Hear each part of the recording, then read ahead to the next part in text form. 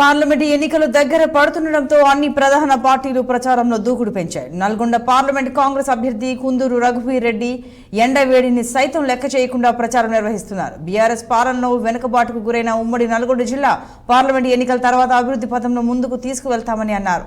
Parliament ఎన్నికల్లో Congress party అభ్యర్థులను గెలిపిస్తే అభివృద్ధి అంటే ఏంటో చూపిస్తామంటున్న కుందూరు రఘువీర్ రెడ్డితో మా ప్రతినిధి పరమేష్ ఫేస్ టు ఫేస్. పార్టీలు కూడా గెలిపే లక్ష్యంగా ముందుకెళ్తున్నటువంటి పరిస్థితి అయితే ఉంది. ముఖ్యంగా నల్లగొండ పార్లమెంటు పరిధిలో అన్ని ప్రధాన పార్టీ అభ్యర్థులు కూడా ఎన్నెన్ని సైతం కూడా లెక్క చేయకుండా ప్రజలకు చేరువవుతున్నటువంటి పరిస్థితి అయితే ఉంది. ప్రస్తుతం మనతో మాట్లాడడానికి నల్లగొండ కాంగ్రెస్ పార్టీ అభ్యర్థి కుందూరు రఘువీర్ రెడ్డి గారు ఉన్నారు. ఒకసారి అడిగి తెలుసుకుందాం ప్రచారం ఎలా సాగుతుంది ఏంటనేది. సార్ చెప్పండి, ఇప్పటికే ఎండలను కూడా సైతం లెక్క చేయకుండా ప్రచారం నిర్వహిస్తున్నటువంటి పరిస్థితి అయితే ఉంది. ఎలాంటి ఆదరణ వస్తుంది ప్రజల నుంచి, ఎలా ఉంది? ఈరోజు మీరు చూశారు కదా, నల్గొండలో జరిగిన సమావేశంలో ఈరోజు హైయెస్ట్ 46 డిగ్రీలు నమోదైంది. అయినా కానీ దాన్ని కూడా లెక్క చేయకుండా ఎంతమంది యువకులు, ఎంతమంది కార్యకర్తలు సమావేశంలో 10,000కు పైగా పాల్గొన్నారు. ఇంత ఇదిలో కూడా బ్రహ్మాండమైన రెస్పాన్స్ ఉంది పబ్లిక్ నుంచి. చాలా బాగుంది. ఇప్పటికీ 4.5 నెలల్లో అనేక సంక్షేమ పథకాలు అమలు చేసినామని చెప్పేసి ఒకవైపు మీ ప్రభుత్వం చెప్తున్నాయి. మరోవైపు బీఆర్ఎస్ పార్టీ కాంగ్రెస్ పార్టీ అధికారంలోకి వచ్చిన తర్వాతనే కరువు వచ్చిందని చెప్పేసి ప్రజలకు విపరీతమైన ప్రచారం చేస్తున్నటువంటి పరిస్థితి ఉంది. నిన్న బుద్ధి లేని ఆరోపణలు అవన్నీ. అంటే ఎంత వచ్చిందంటే ప్రజలు కర్రగాల్చి వాత పెట్టినా, ఒక్కొక్కరిని ఇంత మెజార్టీలతో ఓడించిన సిగ్గురాదు అనే దానికి అది నిదర్శనం.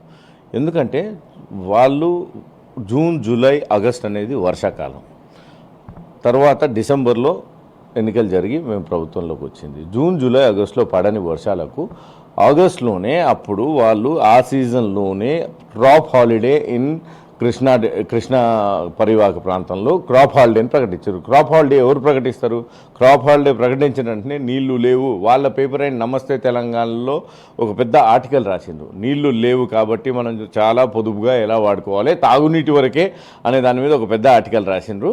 దాని మీద క్రాప్ హాలిడే ప్రకటించిన ప్రభుత్వం అది. ఇంకా బుద్ధి లేకుండా, అంటే ప్రజలు దాన్ని హర్షిస్తలేరు. ప్రజలు వాళ్ళ వైపు ఇక వీళ్ళకి సిగ్గురాది జన్మల అనే స్థాయిలో ఉన్నారు. బీజేపీ క్యాండిడేట్, ఇక్కడ ఉన్నటువంటి బీజేపీ క్యాండిడేట్ ఎవరైతే ఉన్నారో, కుటుంబ పాలనకు వ్యతిరేకంగా నేను పోరాటం చేస్తున్నాను, నాకు ఒక అవకాశం ఇవ్వండి, ఖచ్చితంగా ఈ నియోజకవర్గాన్ని అన్ని రంగాల్లో అభివృద్ధి చేస్తా అని చెప్పేసి చెప్తున్నారు. దీన్ని ఎలా జరుగుతుంది? ఆయన వచ్చింది కుటుంబ పాలనలో ఉన్నటువంటి పార్టీ. ఫస్ట్ ఆఫ్ ఆల్ ఇది నేను ప్రతి మీడియాలో కూడా ఈ కుటుంబ పాలన మీద ఒక క్వశ్చన్ వస్తూ ఉంది.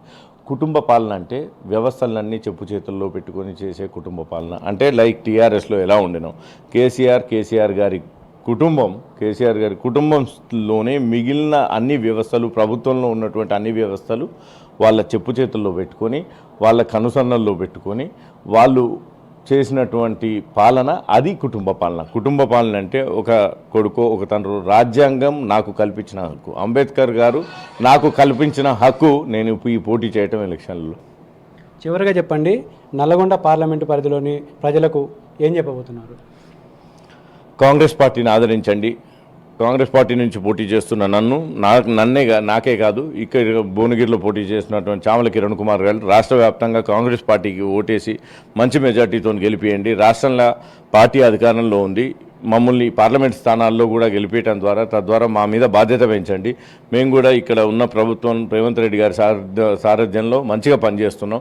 మేమందరం కూడా యువకులం, రేవంత్ రెడ్డి గారు కానీ మేము కానీ ఉన్న వాళ్ళందరము యువకులం పోటీ చేస్తున్నాం. మమ్మల్ని గెలిపించండి. మీకు ఎల్లవెల్లా మీతో ఉంటాం. మీకు సమయానికి ప్రతి విషయంలో మీ చేదోడు వాదోడుగా ముందుకు తీసుకెళ్ళి మన నల్గొండ జిల్లాని మంచి ప్రగతి పదంలో నడిపించుకుందామని మీకు తెలియజేస్తాం.